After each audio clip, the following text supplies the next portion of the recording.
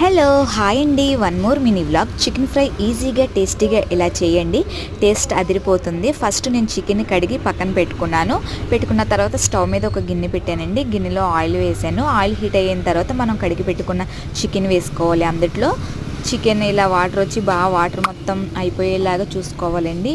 ఇప్పుడు ఇలా అయిపోయిన తర్వాత నెక్స్ట్ వచ్చి నేను పసుపు వేసాను. పసుపు తర్వాత కొంచెం అల్లం వెల్లుల్లి పేస్ట్ వేసానండి. అల్లం వెల్లుల్లి పేస్ట్ వేసాక కొంచెం ముక్క గోల్డెన్ బ్రౌన్లోకి వస్తుంది. అది కొంచెం అలా ఎగిన తర్వాత కరివేపాకు వేసాను. కరివేపాకు కూడా వేసినాక ఇప్పుడు కట్ చేసి పెట్టుకున్న పచ్చిమిరపకాయ ముక్కలు వేయాలండి.